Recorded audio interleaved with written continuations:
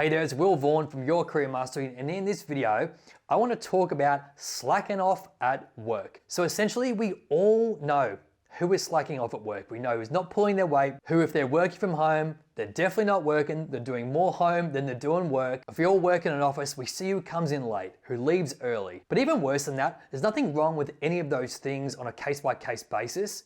But we know who's doing them consistently. We know who is taking credit for work that they don't do. We know who is slacking off, not pulling their weight, and pushing work onto other people. And I want to caveat this by saying it's totally acceptable to not be running at full pace in your career absolutely all the time. And I definitely don't. So even for me, in my career, I definitely work in peaks and troughs. There are times when things are crazy at work. I'm working longer hours. I'm working in the morning. I'm just putting in a crazy amount of work to get things done because I've got some key initiatives that I need to land, which are really important for me nailing my year and hitting my KPIs. But after I go through those crazy periods, I do take the time to pull back a little because I don't want to burn out. I don't want to run out of steam. I don't want to resent my work. I just try to be fully aware of my own personal, physical, and mental limits when it comes to work. So you definitely can't smash it out all the time because it's not sustainable. But it's important that as you take the time to pull back and recharge and regroup and re-gear on what your strategy is, what your next best move is, then you want to start to gear up again and you want to go from that trough into that peak.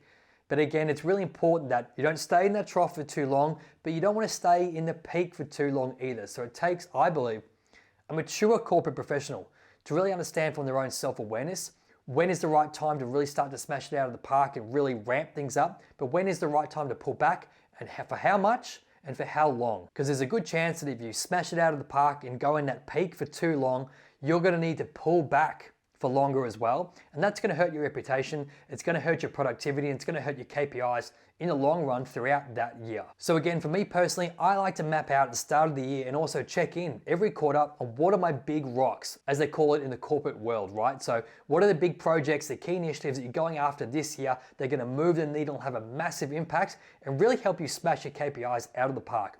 You want to nail those key projects, check in on them, and really understand what are the key points of the year that you're going to need to ramp up your activity, because you don't want to ramp it up too close to vacation and then go on holiday and be absolutely burnt out and not enjoy that either. But you also want to make sure you don't come back from your holiday, if you do go on a holiday, and ruin all that great energy you built up on your holiday only to come back to work and be under the pump.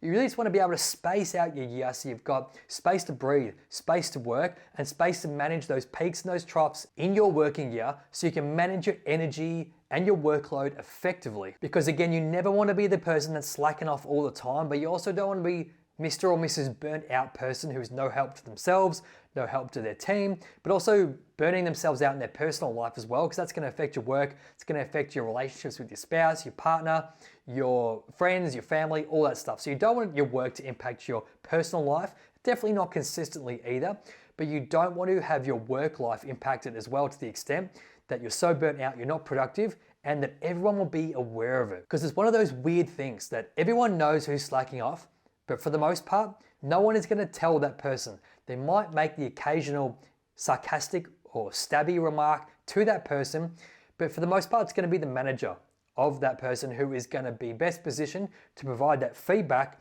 But then again, that manager might not be aware of it, they might not see it, they might not feel comfortable addressing it with that person. So the important thing is you need to be self-aware about where you're at in your career and managing your workload and also managing your reputation.